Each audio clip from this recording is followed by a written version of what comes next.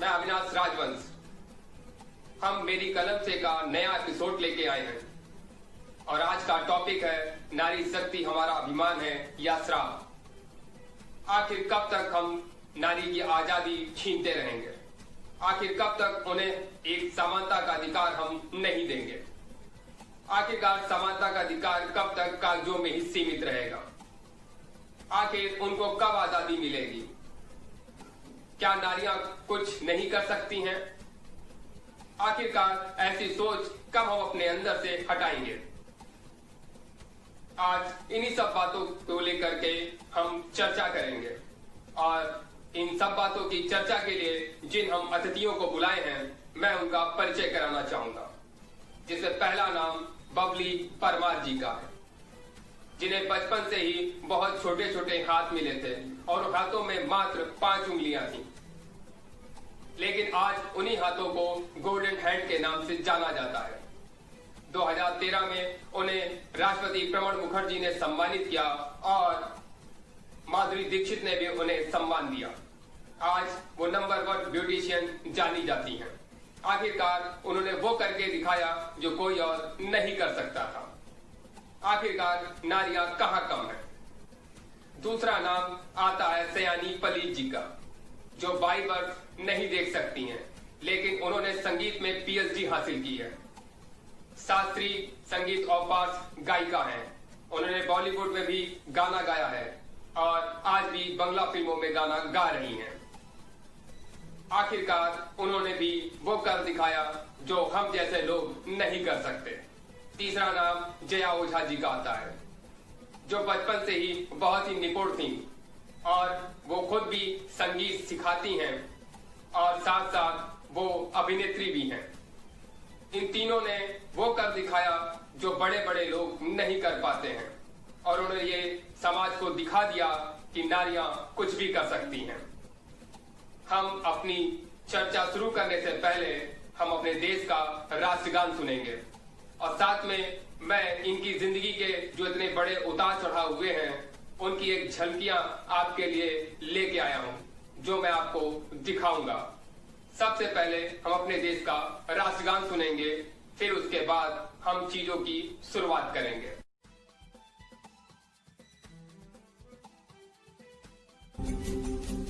जन गण मन अधिनायक जय हे भारत भाग्य विधाता।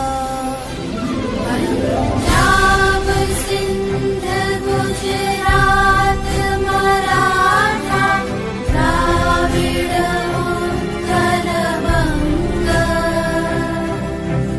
विंध्य हिमाचल यमुना गंगा उच्छल जलधि तरंगा। तव शुभ नामे जाके तव शुभ आशीष मांगे।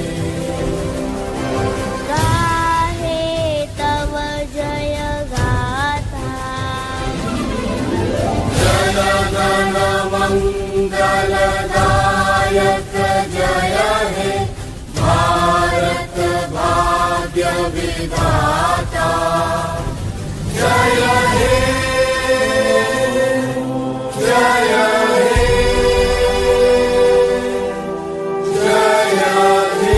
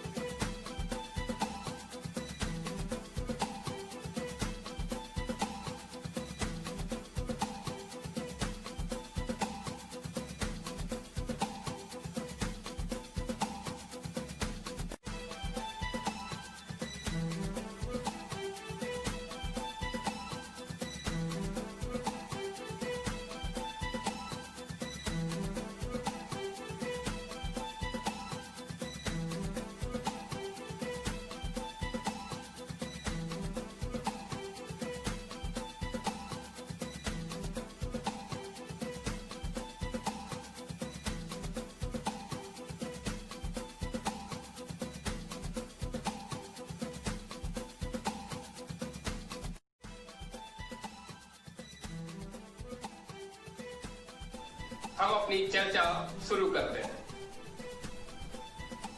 आप सभी का हमारे शो में मेरी कलम से में आपका स्वागत है।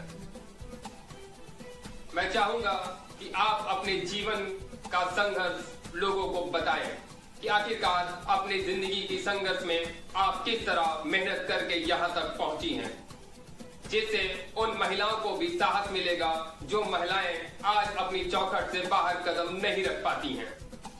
आखिरकार वो भी अपनी आजादी की लड़ाई लड़ सके और जिंदगी में कुछ कर सकें। आखिरकार ये समानता का अधिकार उन्हें कब मिलेगा?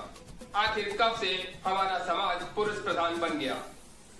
इसलिए मैं चाहूंगा कि आप जरूर हमारी महिलाओं को ये जरूर बताएं कि आप किस प्रकार से संघर्ष करके आज जिंदगी के इस मुकाम तक पहुंची हैं। मैं चाहूंगा कि पहले सयानी पलीत जी अपनी बात रखें और उसके बाद मैं अपने दोनों अतिथियों के पास आता हूं। सयानी पलीत जी।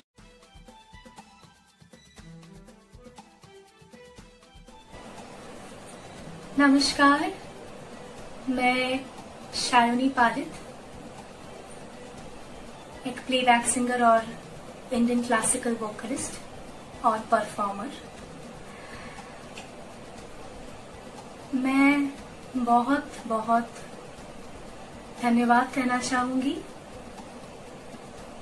अविनाश जी को मुझे यहाँ पे आमंत्रित करने के लिए। पहली बात तो है अविनाश जी, मैं आपको बहुत सारी शुभकामनाएं देना चाहूंगी आपके जन्मदिन के लिए। Wish you a very happy birthday. आप ऐसे ही समाज के लिए आप सेवा करते रहिए और लोगों के दिल जीतते रहिए। मेरा बहुत सारा प्यार और बधाई आपके लिए। मैं दुआ करती हूँ कि भगवान आपको और भी शक्ति दे लोगों के लिए काम करने के लिए। आप बहुत और भी आपका जो भी सपने हैं सब पूरा हो। आज जिस विषय में हमें बुलाया गया है बात करने के लिए, एक तो है मैं एक आर्टिस्ट हूँ, मैं एक कलाकार हूँ। मैं अपने बारे में और मेरा जो जीवन है और मेरा जो संगीत का जो अभी तक का सफर है, मैं उसके बारे में आपसे शेयर कर सकती हूँ। आशा रखती हूँ कि मेरी बात को सुनकर और भी महिलाएं जो भी है उनको प्रेरणा मिलेगी कि वो आगे बढ़े और जीवन में कुछ अच्छा करे।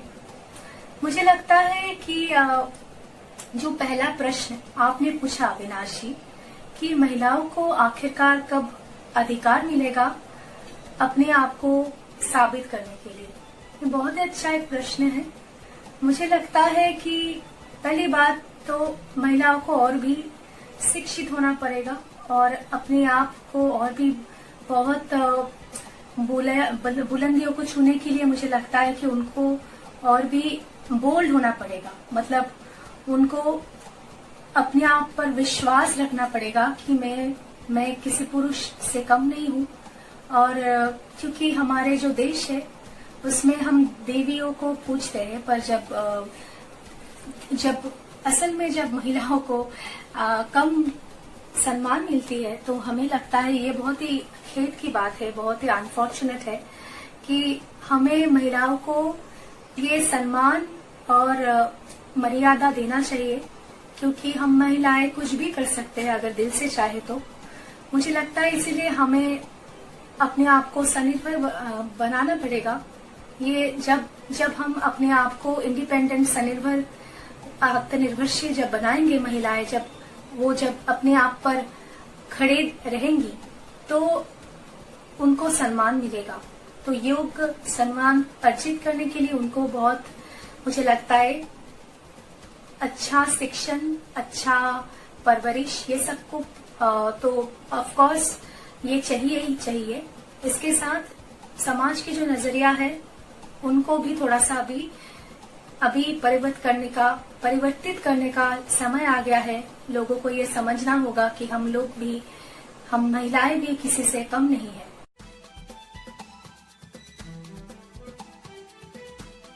सयानी पलीत जी का संघर्ष अपने आप में अनोखा है।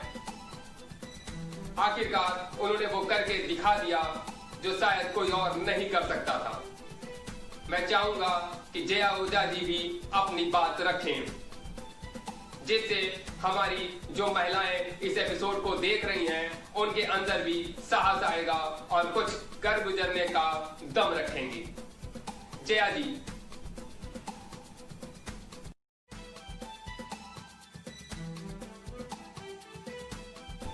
आपने जो इस समय बात कही कि हमारे देश में नारियों को स्वतंत्रता नहीं है, उन्हें बांध के रखा जाता है या फिर उन्हें मशीन की तरह काम करने पर मजबूर किया जाता है। अगर कुछ समय पहले की बात करें तो ये बात सही थी, लेकिन आज की तारीख देखें तो चीज़ें बहुत बदल चुकी हैं। इनफैक्ट आज ही नहीं, पिछले बहुत समय से चीज़ें बदलती आ रही हैं, लोग बदल रहे हैं, लोगों की सोच बदल रही है, उनकी मान्यताएं बदल रही हैं। अगर आप इसका कोई एग्जाम्पल चाहते हैं तो मैं अपना उदाहरण दे सकती हूँ। मैं खुद एक छोटे शहर से आती हूँ, तो आज से 30-35 साल पहले की बात करें तो मेरे पूरे परिवार ने मुझे आगे बढ़ाया है। मेरे फादर ने मेरी मदर को आगे बढ़ाया है। तो आप सोच लीजिए, ये 50 साल पहले की मैं बात कर रही हूँ कि जिस समय वो लोग मिले होंगे तब मेरी mother hardly BA first year में हुआ करती थी और मेरे फादर ने उन्हें LA कराया, LLB कराया, उन्हें प्रैक्टिस स्टार्ट कराई। She is a criminal lawyer. तो इस तरह से चीज़ें बदलती आ रही हैं। सिर्फ मेरे फादर ही नहीं बदले, मेरे फादर जैसे अनेक लोग हैं जो हमारे देश में बदले हैं, जिन्होंने अपने अपने घर की नारियों को आगे बढ़ाया है। और जहाँ तक स्ट्रगल का सवाल है तो हर काम में स्ट्रगल करके तो आगे आना ही पड़ता है। मेरे घर की बात करूँ तो मुझे मेरे घर में, मेरे ससुराल में, अगर ऐसा माने कि ससुराल में बहुओं को स्वतंत्रता नहीं है तो ये बात भी बिल्कुल मेरे ससुराल वालों ने गलत साबित कर दी है।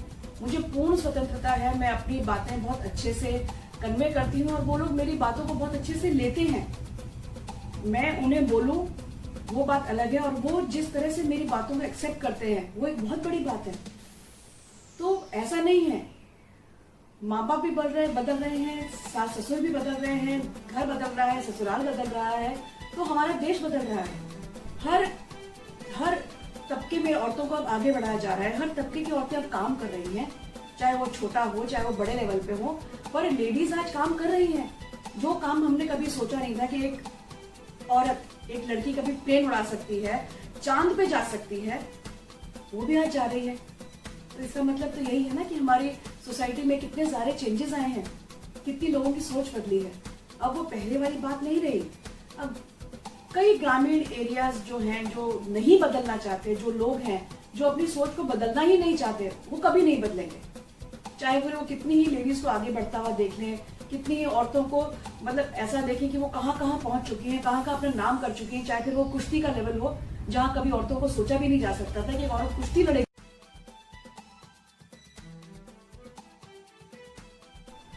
मैं जया जी की बात से भी सहमत हूँ। आखिरकार जो नारियां संघर्ष करती हैं, मेहनत करती हैं, वो कुछ भी कर सकती हैं। और कहते हैं कि मेहनत के आगे पूरी दुनिया झुकती है। इसका बहुत बड़ा एग्जाम्पल है बबली परमार।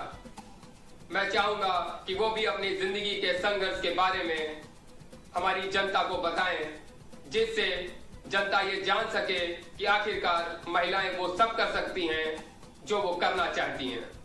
जी बबली परमार जी, आप बताएं।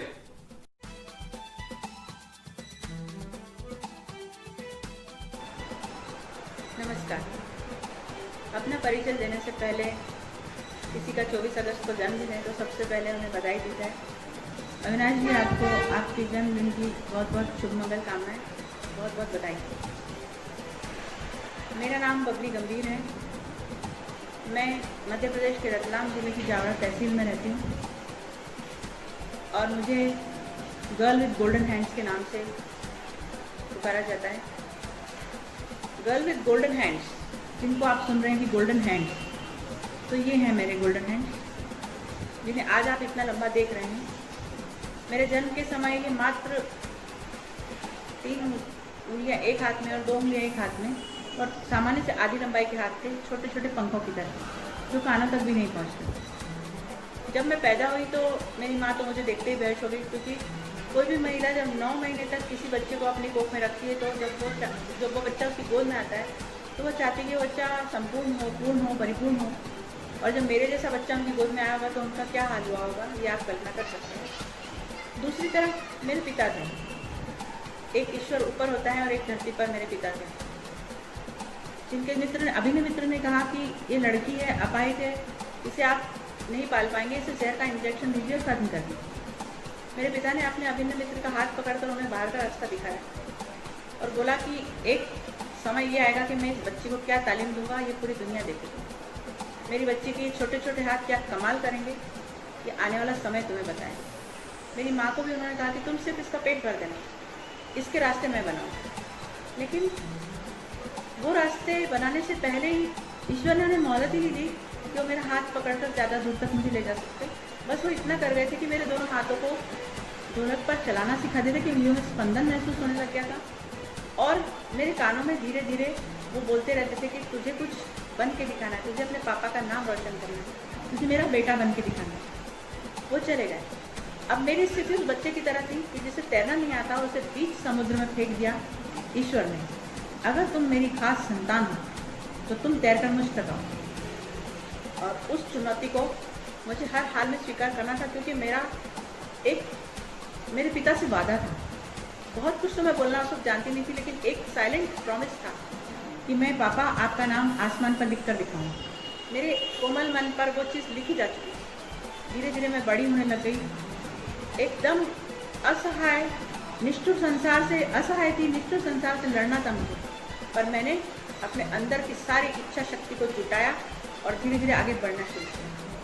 धीरे धीरे बड़ी होती गई, अपने एक एक सोपान को चढ़ती गई, अपनी पढ़ाई को पूरी करती गई।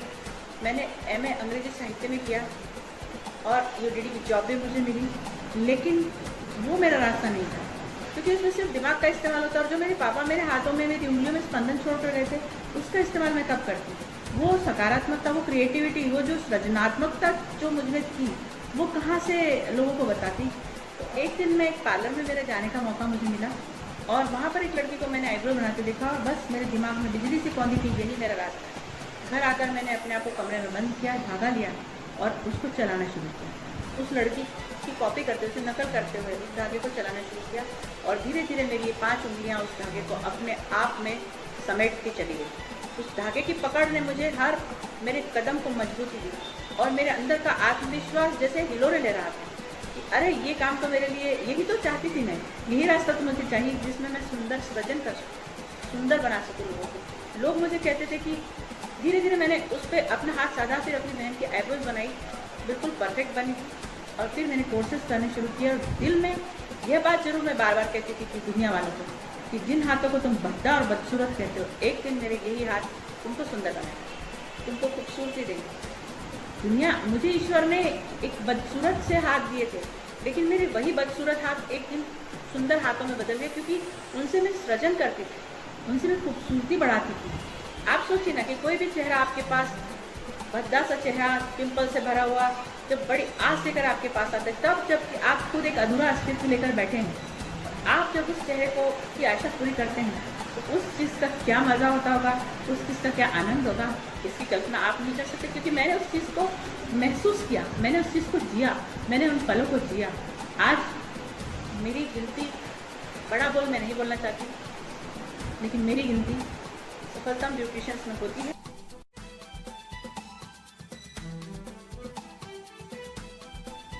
हम अपनी चर्चा जारी रखेंगे थोड़े से ब्रेक के बाद। अभी हाजिर होते हैं।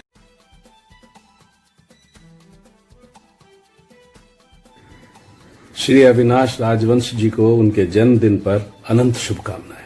नमस्कार, happy birthday to you. Avinash ji, आपके जन्मदिन पर आपको ढेर सारी बधाइयां, शुभकामनाएं। आप अपने चैनल के माध्यम से नए नए विषय सामने लाते हैं जिससे समाज की आंखें खुलें। ये बहुत ही अच्छा काम आप कर रहे हैं और आप जीवन में सफलता की ऊंचाइयां चढ़ते रहें, यही मैं आपके लिए प्रार्थना करता हूं। लेकिन एक और प्रार्थना, जब मैं इलाहाबाद आऊं तो मुझे इस जन्मदिन पर अपना रिटर्न गिफ्ट चाहिए। हंसिए मत, मैं बहुत सीरियस हूं, मुझे रिटर्न गिफ्ट चाहिए। तो पुनः एक बार आपको जन्मदिन की ढेर सारी बधाइयां। धन्यवाद। अविनाश जी, जन्मदिन की बहुत बहुत हार्दिक शुभकामनाएं आपको और आपका ये दिन बहुत ही अच्छा गुजरे, आपका ये साल बहुत अच्छा गुजरे और आशा करती हूँ आप इसी तरह कामयाबी की राह पर चलते रहें। फिर से एक बार बहुत सारी बधाई।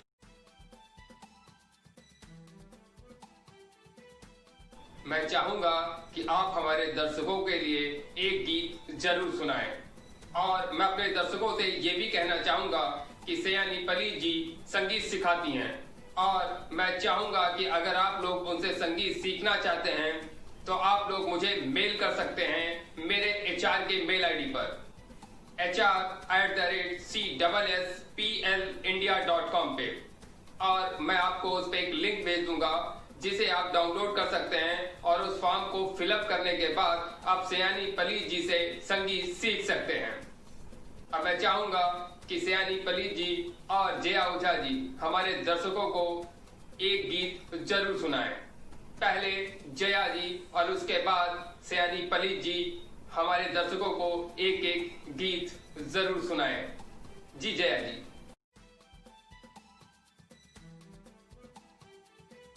आपने जो बात कही कि हमारा देश भारत पुरुष प्रधान देश है, तो मैं यहाँ आपसे कहना चाहूंगी कि सिर्फ हमारा देश ही नहीं बल्कि पूरा विश्व।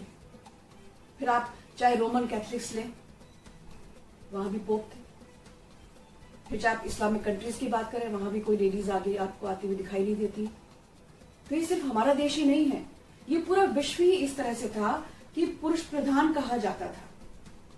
लेकिन अब चीजें बहुत बदल गई हैं।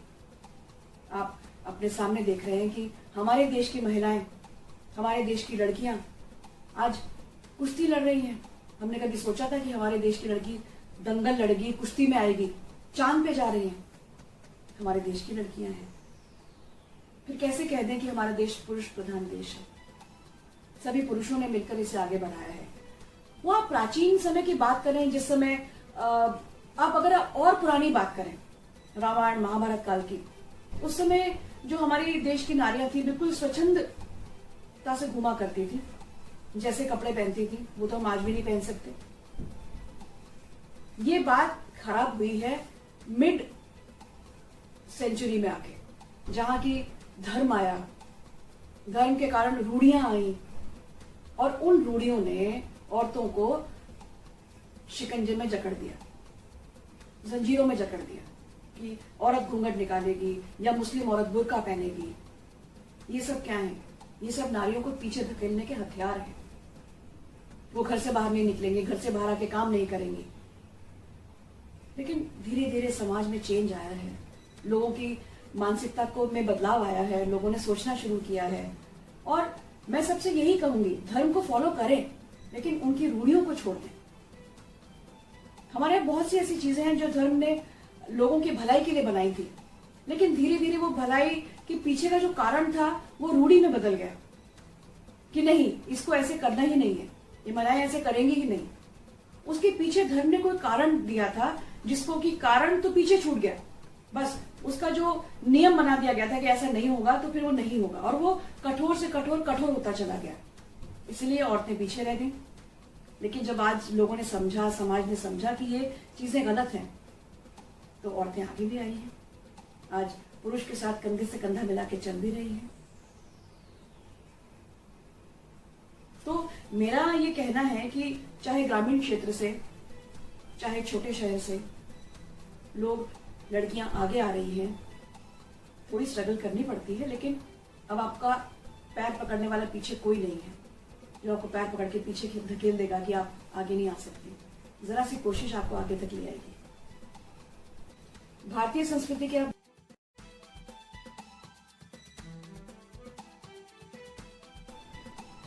मैं जया ओझा जी की बात से सहमत हूँ। शायद मेरे दोनों अतिथि भी सहमत होंगे। मैं चाहूंगा कि सयानी पलीत जी अपनी बात रखें और उसके बाद मैं बबली परमार जी के पास आता हूँ। प्लीज सयानी पलीत जी, आप अपनी बात रखें। मैंने 4 साल से गाना सीखना शुरू किया था और मेरा गुरु पंडित अजय चक्रवर्ती, विदुषी गिरिजा देवी, ये तो हर कोई जानते हैं कि मैंने 20-21 साल उनके पास तालीम लिया है शास्त्रीय संगीत का। और मैं ITC संगीत रिसर्च एकेडमी का मैं स्कॉलर रह चुकी हूँ। और शास्त्रीय संगीत गाने के साथ मुझे फिल्मों के गाने भी गाना बहुत अच्छा लगता था पहले से ही, इसलिए मैंने 2011 से बंगाल में एज अ प्लेबैक सिंगर काम करना शुरू कर दिया था। इसके बाद एक रियलिटी शो के मैं विनर बन गई, वहाँ पे शंकर जी मुझे मिले। और 2015 मतलब 2015 में मैंने बॉलीवुड में अपना कदम रखी फिल्म कटी बट्टी ओबे जानिया गाना, जो काफी प्यार मिला उस गाने के साथ साथ मुझे। हाल ही में मैंने और एक फिल्म कटी बट्टी के बाद सीजन्स ग्रीटिंग्स में सलीना जेटली के लिए मैंने प्लेबैक किया। और इसके साथ मैं बंगाली फिल्म्स में भी बहुत सारे गाना भी गा चुकी हूँ। और इसके साथ साथ शास्त्रीय संगीत का अभी भी मैं डॉक्टरेट मतलब रिसर्च वर्क अभी भी जारी है, मेरी खोज जारी है। और मैं चाहती हूँ कि ये शास्त्रीय संगीत में और मेरा ये रिसर्च चलता रहे। और अभी लॉकडाउन के वक्त में तो अभी स्ट्रगल जो आप बोल रहे थे, स्ट्रगल तो हर किसी का रहता है, मेरा भी रहा होगा। मेरा जो है कि मेरा पूरा खानदान में मैं पहली हूँ, मैं पहली हूँ जिसका संगीतकार या कलाकार बनने का शौक था। मेरा कोई गॉडफादर नहीं है इस इंडस्ट्री में, तो आप समझ ही सकते हो थोड़ा सा मुश्किल तो रहा होगा। मेरा राह इतना सहज नहीं था, पर लोगों का बहुत प्यार और आशीर्वाद मिला है, तो मैं धन्यवाद बोलना चाहूंगी सबको। और मैं सबसे शुक्रिया अदा करना चाहूंगी जो मेरा फैंस है ऑल ओवर इंडिया और ऑल ओवर द वर्ल्ड, जो मुझे इतना सम्मान और प्यार मिला है गाने के लिए। और मैं ये भी बोलना चाहूंगी कि अभी संगीत शिक्षण भी बहुत जरूरत है। ये बहुत जरूरी है कि अभी जो नई पीढ़ी है उनको सीखना है गाना, वो सीखे इसके बाद गाए। तो ये मेरा खुद का अनुभव है कि उनको सीखना चाहिए, इसीलिए मैंने लॉकडाउन में अभी ऑनलाइन म्यूजिक ग्रूमिंग क्लास देना शुरू कर दिया। लोग मुझसे सीखते हैं, not only India, all over world से लोग जुड़ रहे हैं। मैं ऑनलाइन सिखा रही हूँ उनको और रिकॉर्डिंग भी कर रही हूँ। घर में एक छोटा सा स्टूडियो भी बनाया है। तो यही अभी चल रहा है मेरा, और आशा रखती हूँ कि भविष्य में और फ्यूचर में आगे के दिन में और भी लोगों का दिल में जीत सकूं।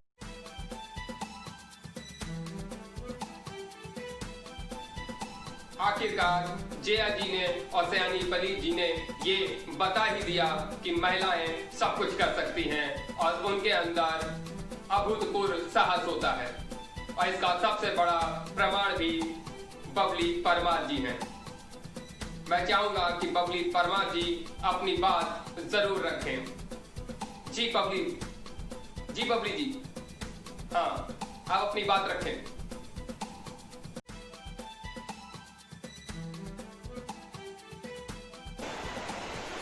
पुरुष प्रधान समाज, तो पुरुष प्रधान समाज है, उसके लिए सबसे तकलीफ का जो मैं इतनी बड़ी हुई, सबसे तकलीफ वाला जो इंसिडेंट मेरी लाइफ का है वो निर्भया केस है। निर्भया के साथ जो अनर्थ हुआ वो तो हुआ ही, लेकिन उसकी लाश की, उसकी आत्मा की, मृत आत्मा की जो धज्जियां उड़ाई वो उसके उन लड़कों के, उन अपराधियों के वकील ने उड़ाई। आप सोचिए ना, उस वकील का अपोज कितने लोगों ने, कितनी महिलाओं ने किया कि जो एक ऐसी पीड़ित लड़की के लिए उसके मरने के बाद भी, पाशविकता की हदें पार करने के बाद भी उस लड़की के खिलाफ बोल रहा है, और कोई भी स्त्री उसका विरोध उस तरीके से, उस लेवल तक जाकर नहीं कर पा रही। तो ये डर जो हमारे समाज में स्त्री जाति के अंदर भर दिया गया है कि कभी भी लड़की घर से बाहर भी निकलेगी और यदि उसे कोई लड़का छेड़ता है तो वो ढूंढेगी कि मेरे भाई को घर आके बोलेंगी, मेरे अपने भाई को बताएगी कि मुझे फलां लड़के ने छेड़ा, अपने पिता को बताएगी कि मुझे फलां लड़के ने छेड़ा। वहां से घर तक वो ये बताने के लिए आएगी। उसे उतना सक्षम क्यों नहीं बताते कि तुरंत वो वही उसका ऑन द स्पॉट उसको उत्तर देकर है। एक चांटा कोई मारे तो 2 गालों पे एक साथ 2 चांटे मारने की ताकत उस लड़की में पैदा की जाए, क्योंकि ये वह समय नहीं है कि आपको एक चांटा कोई मारता है तो आप दूसरा गाल आगे कीजिए, दोनों गालों पर एक साथ 2 जन्नाटेदार चांटे मारे जाने चाहिए। इसलिए लड़कियों में वो चीज़ें अपने घर से ही डाली जानी चाहिए। लड़कियों में पहले से ही सुरक्षात्मक घेरा ऐसा बना दिया जाना चाहिए कि कोई उस घेरे को पार करने की जरूरत न कर सके। उसके हाथ पैर तोड़कर उसके दूसरे हाथ में पकड़ा देना चाहिए कि तुमने मेरे साथ ये बदतमीजी करी, इसका जवाब दो।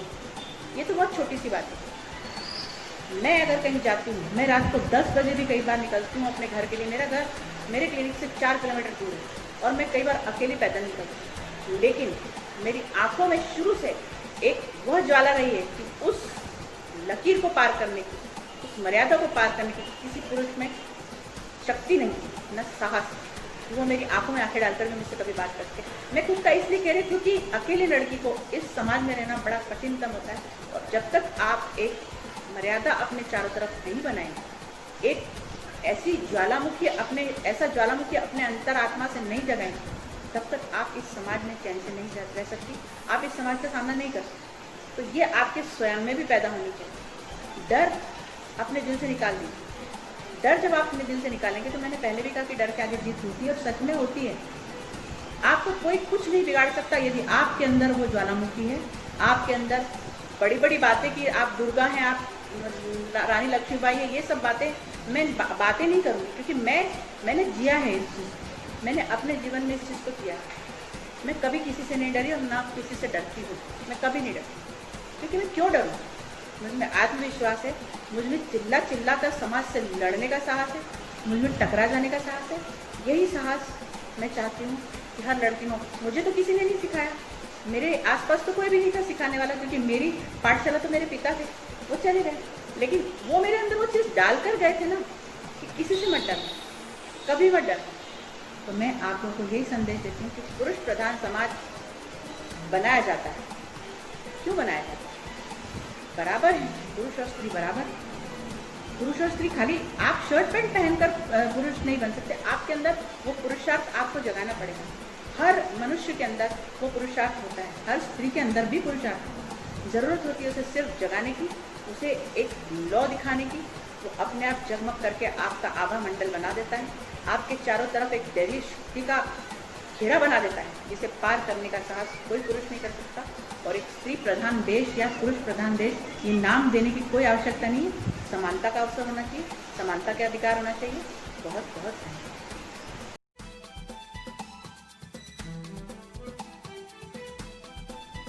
हम अपनी चर्चा जारी रखेंगे थोड़े से ब्रेक के बाद। अभी हाजिर होते हैं। हाय अविनाश, आपको जन्मदिन की बहुत बहुत बधाई। आपकी हर मनोकामना पूरी हो, हम यही इच्छा करते हैं, और कान्हा जी का आशीर्वाद आप पर सदा बना रहे। नमस्ते everyone, my self doctor Anurag Sharma, regional business head of Apollo spectra hospitals, wishing my friend and younger brother Avinash a very happy birthday. Avinash, you are doing a great job, and thank you for the job you do, the support you provide, and the upbeat attitude you bring to the table every day. Hope your birthday is amazing, incredible, and totally fantastic. Enjoy your special day. My best wishes always with you. Avinash, मेरे छोटे अनुज, आपको जन्मदिन की ढेरों ढेर शुभकामनाएं हो। भगवान आपको दीर्घायु करे, आपकी सारी मनोकामनाएं पूरी करे, यशस्वी भव, कीर्तिमान भव, और इस देश का नाम रोशन करो। आप कुछ ऐसा कार्य करो जो देश हित में हो, राष्ट्रीय हित में हो। आप अच्छे सामाजिक सेवक हो और इस देश के काम आओ। यही ईश्वर से आज के दिन मंगल कामना करते हैं।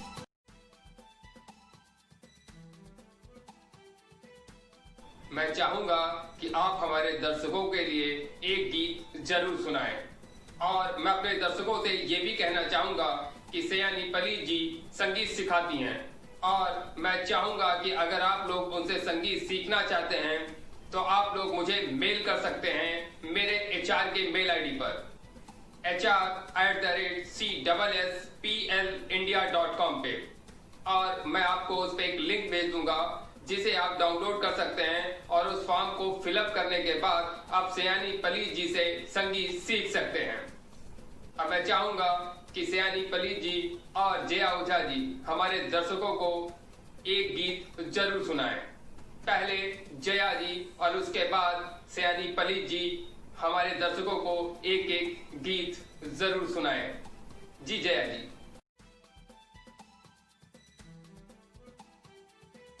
ने अगर मुझे कुछ गाने को कहा है तो सेमी क्लासिकल कुछ सुना देती हूँ। शास्त्रीय संगीत तो इस समय यहाँ पॉसिबल नहीं है, तो सेमी क्लासिकल एक गाना मेरे दर्शकों के लिए।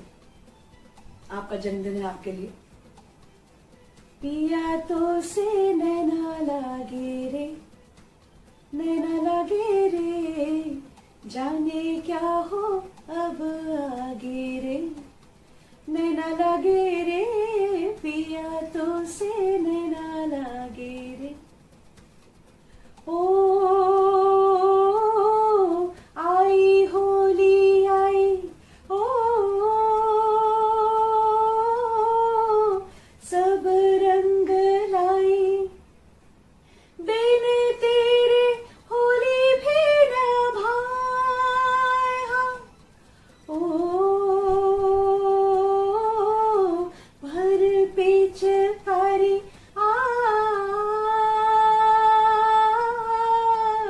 सखियों ने मारी, भीगी मोरी सारी हाय हाय, तन बदन मोरा कांपे थर थर, दिनक दिन दिन दिनक दिन दिन, पिया तो से नैना लगे रे, नैना लगे रे, जाने क्या हो अब आगे रे, नैना लगे रे, पिया तो से नैना लगे रे। नमस्कार। सकूंगी।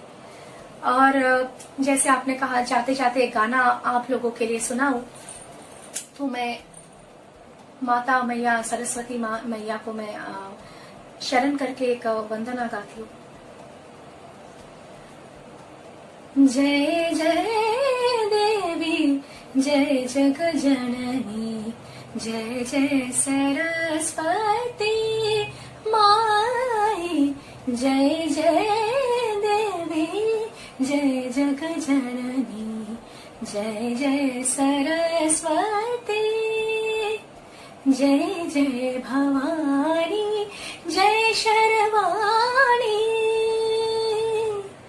जय जय भवानी जय शर्वाणी, जय त्रिभुवन सुखनाई,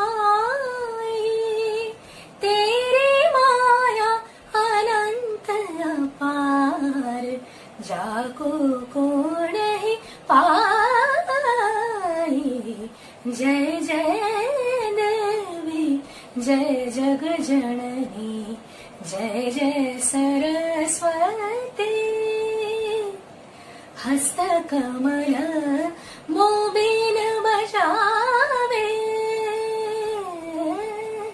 हस्त कमल मोबिन बजावे, जामे सब सुर गाई, दूजे हाथ विराजत पुस्तक, भेद श्रुति उपजाई,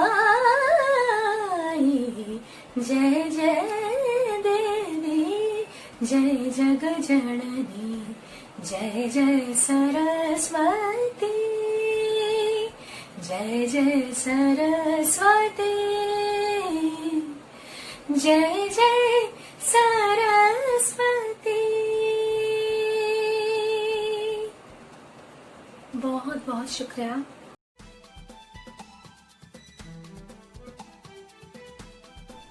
आज हम अपनी चर्चा यहीं समाप्त करते हैं, और उससे पहले आप तीनों अतिथियों का बहुत बहुत धन्यवाद कि आप लोगों ने मुझे जन्मदिन की शुभकामनाएं दी। इसके लिए बहुत बहुत शुक्रिया।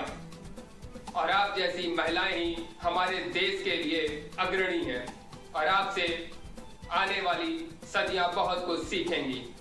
और जिन महिलाओं ने इस एपिसोड को देखा है, उनके अंदर भी साहस आएगा और कुछ कर गुजरने का दम रखेंगी। आखिरकार महिलाएं हमारे लिए अभिमान ही है, वो श्राप हो ही नहीं सकती, क्योंकि रानी लक्ष्मीबाई ने भी ये करके दिखाया था। अपने अद्भुत साहस और पराक्रम से ये बता दिया था कि आखिर नारियों का कोई भी सामना नहीं कर सकता अगर वो अपने आप में आ जाए। इसीलिए हमारे देश में आज भी 9 दुर्गा पूजी जाती हैं। आखिरकार जो भी अपनी जिंदगी के लिए संघर्ष करना जानता है, उस पे हर किसी को अभिमान ही होगा। इसलिए मैं चाहूंगा कि हमारे देश की नारियां अपने आप को कमजोर कभी ना समझें। वो सब कुछ कर सकती हैं जो वो करना चाहती हैं। आपका दिन शुभ हो। जय हिंद, जय भारत।